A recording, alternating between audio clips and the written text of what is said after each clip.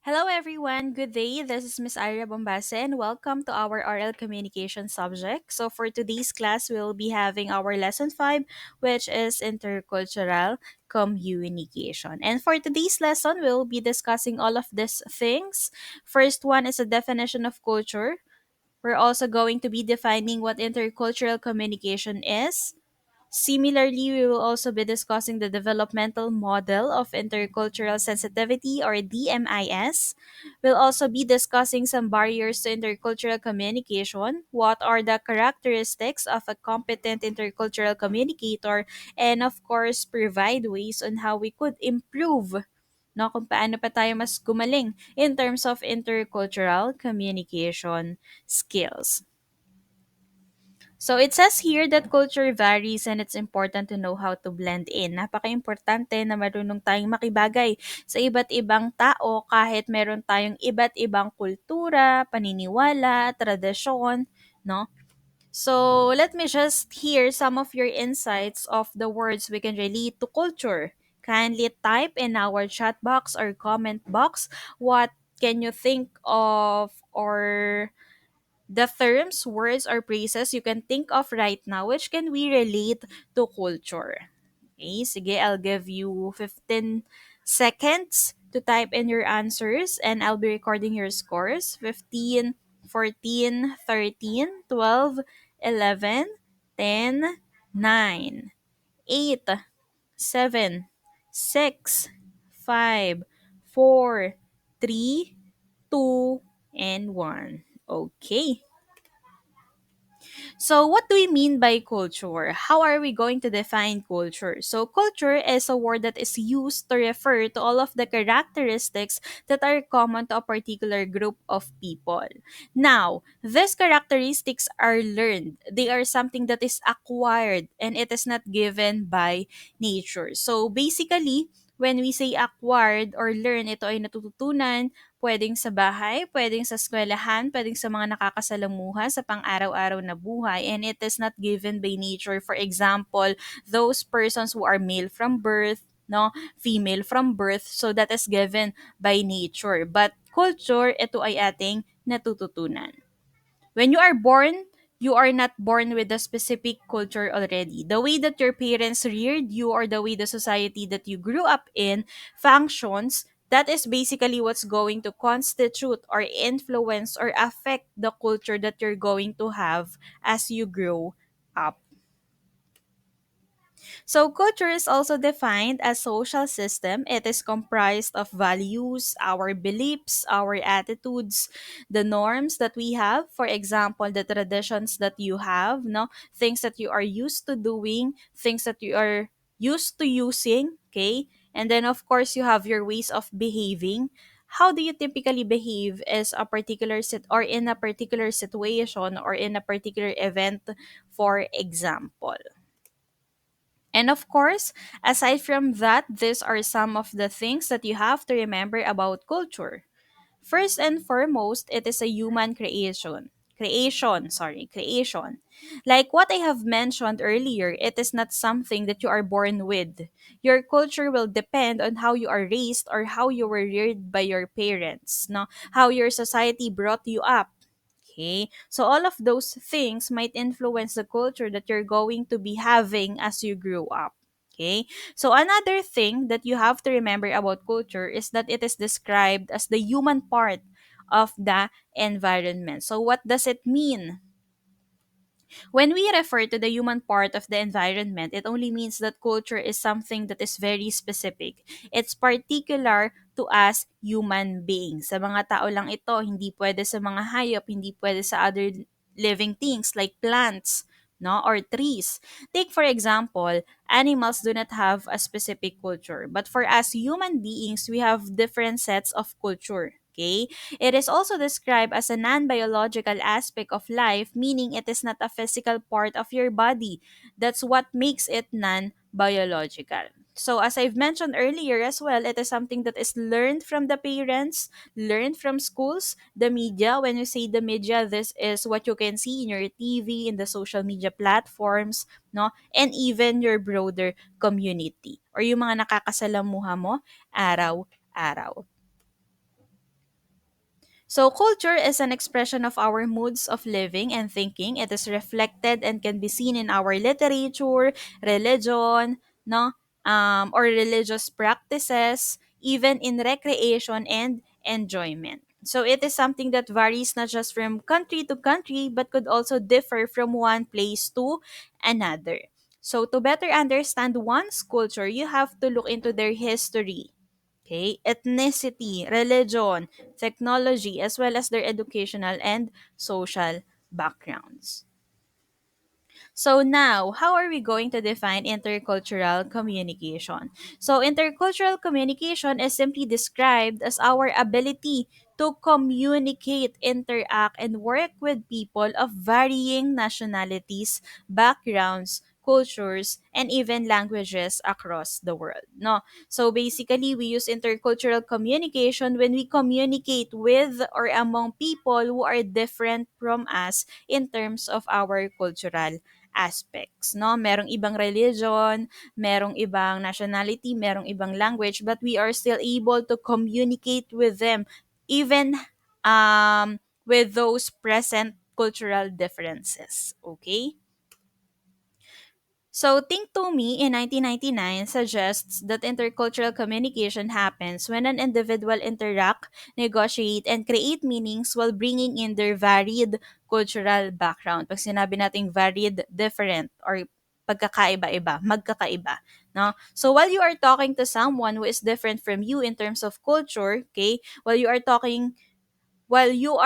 talking and interacting with that person, the way that you communicate is influenced, of course, by the culture that you have.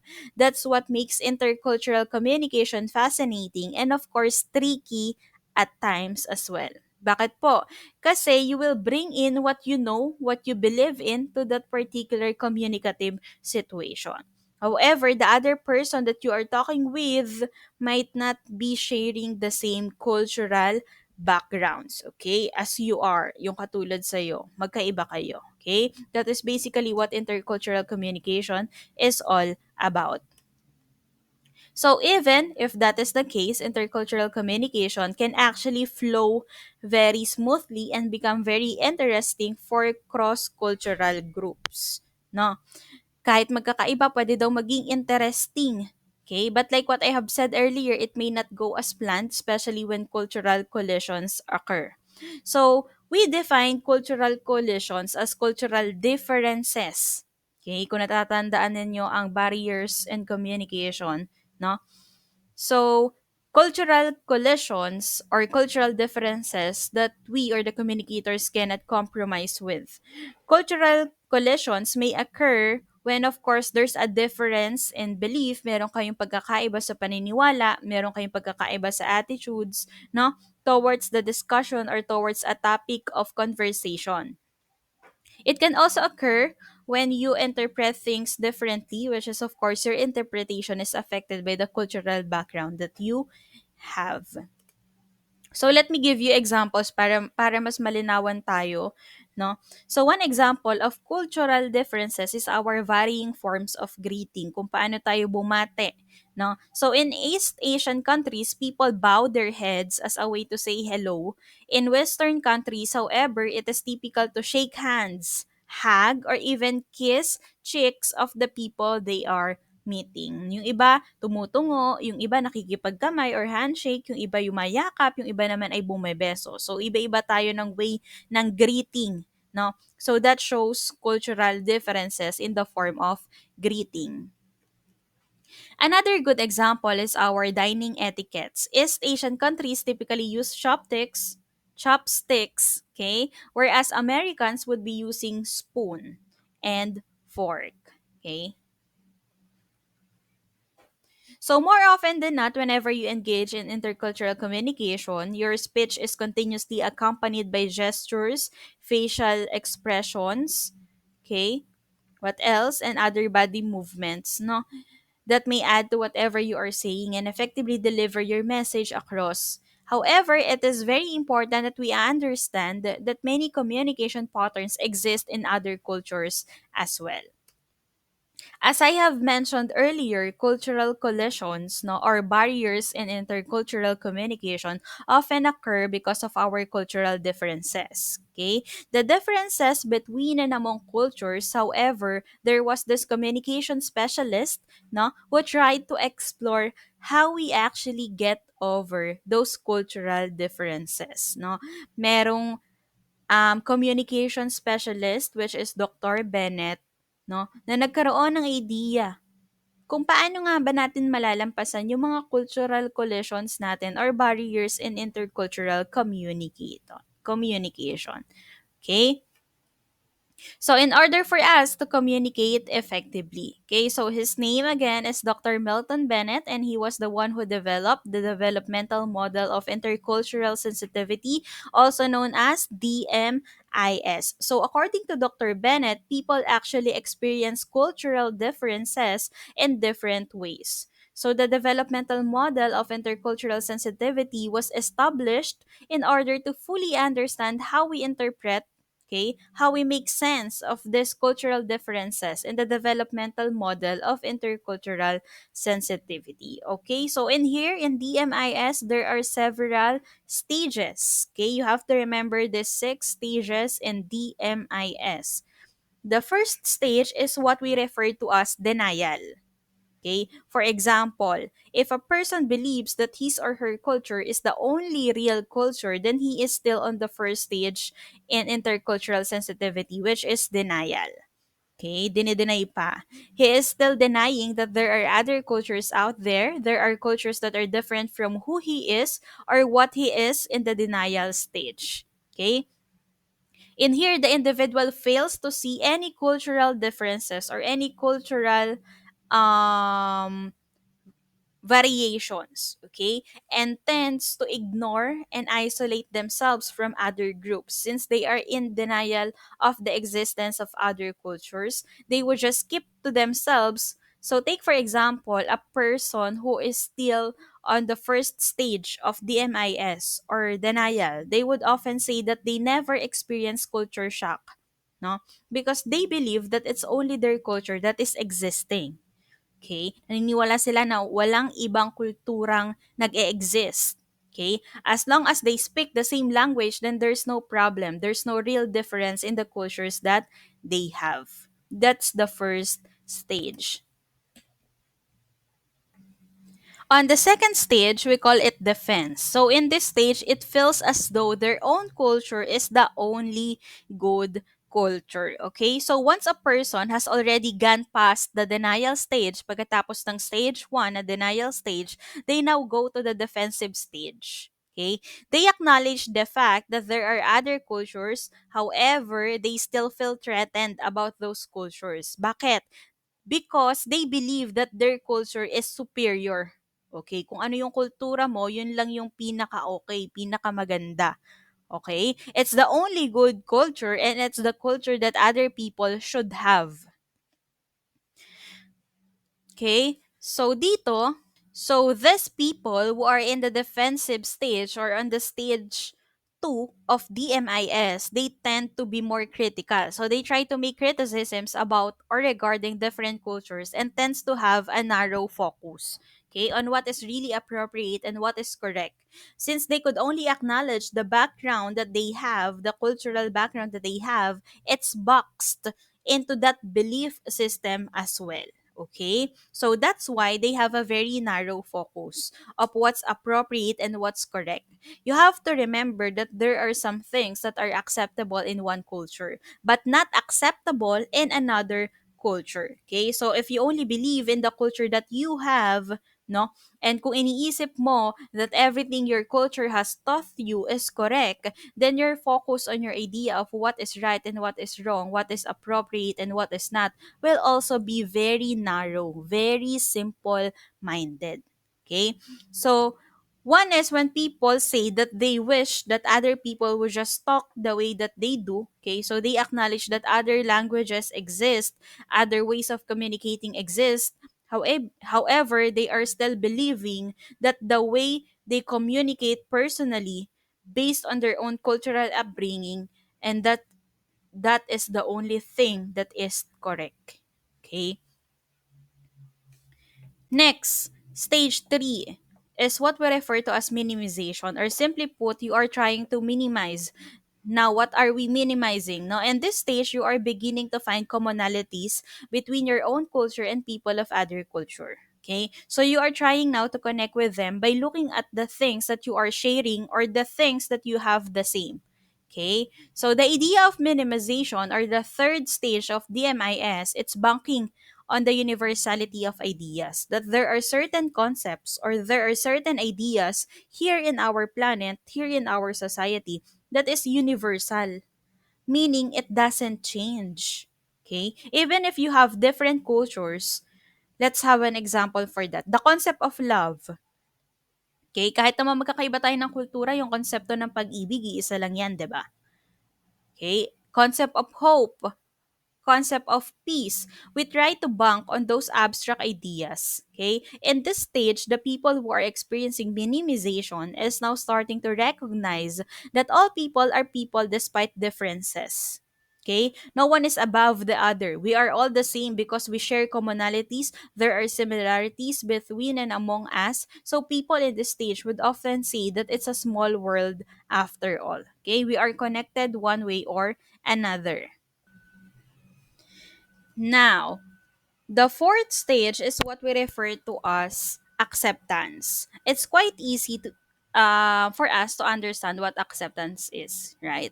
It simply promotes the belief that one's culture is just one of the many cultures in the world. So right now, if you're already on this stage, you are accepting or very open of the idea that you are different. You focus now on the difference, but it's something that is good, okay? Being different from them is good. Having many different cultures is something that is good, something that is acceptable, okay? Because you are accepting of those concepts, those culture of the existence of other cultures, your curiosity and the desire to learn is starting to develop, no? Nagiging curious ka na kasi nasa acceptance stage ka na, curious ka sa kultura ng ibang tao. So you become more curious and you want to explore, you want to learn more about other people's culture. Because again, you know that it will help you one way or another. And because of that, because of you are starting to become curious, you start to become interested, you also get to appreciate certain cultural differences, especially in behaviors and eventually in values or beliefs or our ways of thinking as well. Okay? So in this stage, people would often say that the more different we are, it's the better. Okay? If in minimization, you are only focusing on the similarities when you are already in the fourth stage of DMIS, you are focusing now on the differences, but in a good way. Because you accept more of these differences. You accept that there are differences and that is okay. The more different we are, the better it is for everyone. Okay? So, stage 5, or the next stage in the DMIS, is what we refer to as adaptation. It is simply our ability of becoming more competent and how we communicate with people of other cultures. Okay, so now that you are accepting of the differences of other culture that you have among or between each other, okay, you also become more competent in communicating with them because you already considering those differences whenever you try to communicate or interact with them. Okay? And because of that, your mind becomes more open to varying worldviews. Okay? Remember that different people in the world have different opinions. Okay? Of different matters or different scenarios. So you are now more open to those worldviews and you become more accepting of new perspectives. Okay? You do not just you don't think that their perspectives, their viewpoints are incorrect. Okay? You become more accepting of it and you try to connect it with their cultural background as well. Okay? So you try to ask yourself, why is it that they are thinking that way? No? Probably it's because of how they were raised. Siguro dahil yun sa kung paano sila ipinanganak or ipinalaki, no? How their society functions and so on and so forth. So now, in adaptation, it is also important that you are trying to put yourself in the shoes or in the position of other people. Okay? So you become more understanding of their situation, of their cultural background. In short, you are learning to see the world through another's eyes.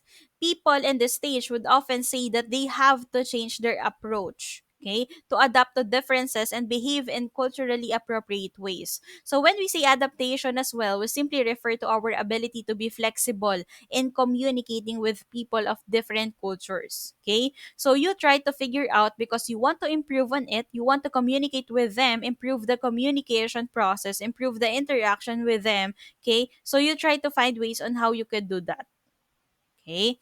So next, the last stage, we have integration. Integration is the sixth stage in the DMIS. So the people who are already on the stage, they start to go beyond their own cultures and they see themselves based on different cultural viewpoints. Okay? So this is where the question of what or if I am a member of this cultural group, that is where this pops up. Okay, and because of what you are thinking like that, you are able to understand different cultures and promote unity among them.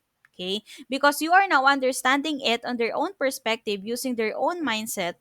Now when people do that, if a lot of people actually are in the integration stage, it's not going to be difficult for them to interact and maintain a good relationship with someone who is of a different culture or even with another group who is of different culture.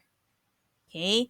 So there is unity because the stronger the band, the better united or the better it becomes for the people who are in the communication process. Okay? Everywhere is home, even everywhere is home if you learn, okay? If you learn and if you understand their culture. It doesn't matter wherever you are in the world, but if you know how to adapt, how to integrate yourself in that area, in that place, then you would be able to live just fine. Okay? So just like any other forms of communication, there are factors that may affect any intercultural communicative situation. Here are some of the barriers, again barriers, no, humahadlang, pumipigil to intercultural communication. The first barrier to intercultural communication is ethnocentrism. It is simply the belief that your own cultural groups, behaviors, norms, ways of thinking, and ways of being or behaving are superior to all other cultural groups. Okay? Meaning you believe that you are superior above anyone else. So if you are thinking like that, then you are probably ethnocentric. Meron po ba ditong ethnocentric? Sana ay wala naman. Ano? So you only believe that your own culture is the only culture that there should be and it's above anything else. Okay? Of all other cultures. Okay? So take for example, if you know who is in this photo, kindly type in our chat box or comment box. No, kung kilala nyo kung sino man ito. Just looking at the photo, no, without looking in the clues at the bottom of this PowerPoint or in this slide, okay? Kasi nakalagay na dyan.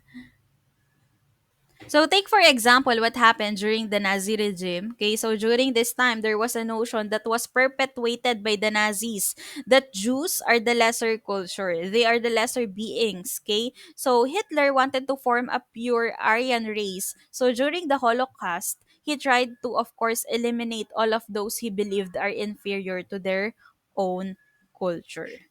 So another barrier that we often encounter in intercultural communication is stereotyping or creating stereotypes, producing stereotypes. Now, stereotyping is simply defined as oversimplification. You are trying to simplify it overly. No, the characteristics of one person, you are trying to oversimplify it. So it could also be a distortion of views, okay, of another race, another ethnic, another family, another group, or even another culture. Okay? So now, stereotyping is very common, especially in the society that we are living in right now. This is how we make assumptions so quickly about other people without even trying to get to know, okay, to get to know these people better. Okay, or to get to know them better. So you are trying to make assumptions based on what you can just say, based on what you have heard about them, or based on what you are believing in about them. Okay, so take for example, a very common stereotype is about people who are wearing eyeglasses. Okay, so when you see a person wearing glasses, more often than not, your assumption of them is that they are smart. Either they are smart, or they are nerds, or they are people who are very studious, okay? So take for example like that. But it will not always be like their eyesights are bad, no? Lagi natin iniisip, ay matalino to kasi nakasalamin. Ay, siguro nerd to, mahilig magbasa, mahilig mag-aral kasi nakasalamin. Pero paano kung malabo lang naman talaga yung mata niya, 'di ba? Hindi 'yun yung first idea natin kapag nakikita natin. Ang first assumption lagi is 'pag nakasalamin ay matalino ka agad o kaya ay magaling agad sa klase, 'no? Again, what if malabo lang naman talaga yung mata niya? Okay? So, now, because of those things, because of ethnocentrism and stereotyping, there are also other things that might result from those two barriers. So, take for example, we have prejudice when we say because of your preconceptions or your notions about another person, you start to develop negative attitude towards them. Okay? Specifically towards a cultural group based on little or no experience without even having to interact with them. You are already developing a negative attitude towards them, all because of what you have heard from other people or how they were even portrayed in the society. Okay, that's prejudice. Another thing is discrimination. Now, how is discrimination different from prejudice? Prejudice is just a negative attitude, meaning you are still not acting upon that negative attitude. Okay? You are probably just keeping it to yourself. However, if you already starting to take action, meron ka ng ginawang action, and those actions are already trying to exclude, okay, exclude, avoid, or distance yourself from that other group, that is already discrimination. Okay, so you are stepping it up, your prejudice, you are stepping it up, taking it up another notch because you are trying sometimes to take away some of the things that they could have enjoyed as well. Okay? However, since you are discriminating against them, they couldn't do the same thing that you are doing. Take for example, no, itong inilagay kong examples dito sa photos na inattach ko. Prejudice. When we see people who have tattoos, usually we try to back off. We try to distance ourselves, no, from them because we believe that they are bad people. Okay? Now, when a tattooed person doesn't get a job, for example, all because of that prejudice, if they don't get a job or sometimes they are denied, no, to do a certain things or to do certain things all because they are tattooed, because of that prejudice, because of that negative attitude towards them, then that is already discrimination because you are taking away something from them already, which they have every right to do anyway. Okay, again, prejudice, yung notions natin na lahat ng may tattoo ay masamang tao. Paano siya magiging discrimination kapag gumawa na tayo ng action or ng bagay na na-exclude na sila sa society? For example, nakakita ka ng may tattoo, tapos hindi mo na siya in-interview, naghahanap kayo ng bagong empleyado or kasama sa grupo. Hindi mo na siya in-interview kasi nakita mo yung tattoo. That is already discrimination dahil meron ka ng action na ginawa which excludes that person from the opportunity na dapat naman ay mayroon siya from the start. Okay? So that's the difference between the two. So we have here intercultural competence, flexibility and the ability to tolerate high levels of uncertainty, reflectiveness or mindfulness, open-mindedness, sensitivity. So, throughout your life, you will be interacting and communicating with people from different cultures or different backgrounds. Hindi natin maiiwasan yan. So, it is important for us to develop as well our intercultural competence. Okay?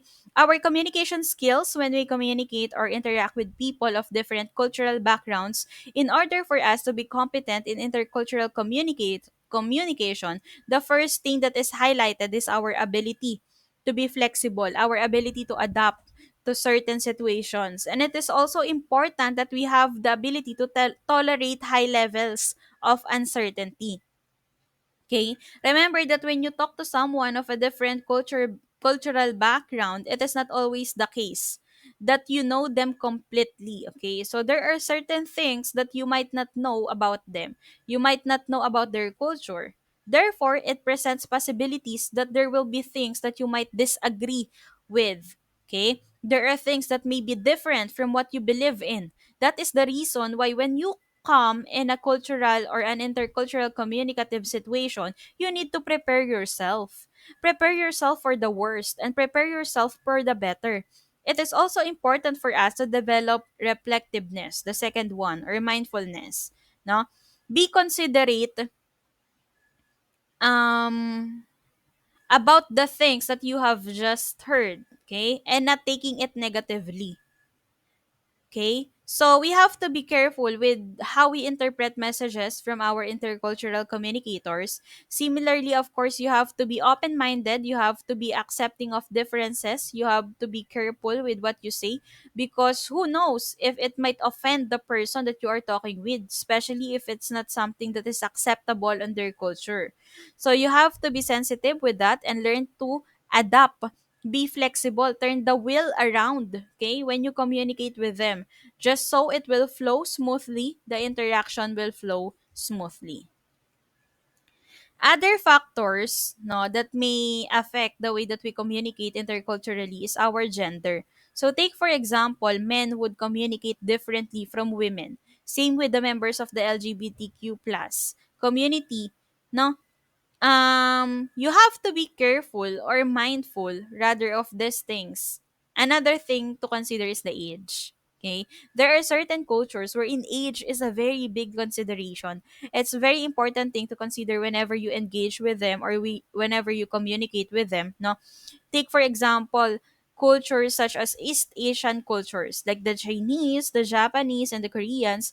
They are very particular with the age. They believe that if someone is older than you, then the first time that you encounter them, or unless they have given you permission to talk to them with respect, no, you have to use formal language, respectful formal language. Okay? However, there are also certain cultures, take for example, like Western cultures, no, okay lang sa kanila na hindi gumamit ng ate, kuya, or yung mga formal language the way we communicate with respect, no? Hindi na kasi first name basis yung gamit nila. Kasi for them, ganun yung basihan ng age. Hindi siya masyadong bongga, kumbaga. Hindi siya masyadong big factor compared to other cultures. Okay? Another thing, another important thing to consider in intercultural communication is the social status. Okay? There are certain cultures that are also very particular with this one. Okay? There are cultures that is very irrelevant. Okay? This is something that you don't really have to consider or think about too much. And of course, our culture is um our cultural difference in terms of religion. No, this is very controversial. Different religions, no, also have different ways in communicating because religion is often comprised of our beliefs, okay, our attitudes, our values, or sometimes or more often than not concurred to our beliefs, our belief system, or our religion. So you have to be considerate of these factors as well. Gender, age, social status, and religion are some of the factors that you have to consider when you are communicating interculturally or engaging in intercultural communication. Oops. Okay, hindi ko pala na-remove yung isang slide. So, that's it for our lesson 5, intercultural communication. If you have questions, concerns, you can message me in our GC. That's it for today. Thank you everyone and goodbye.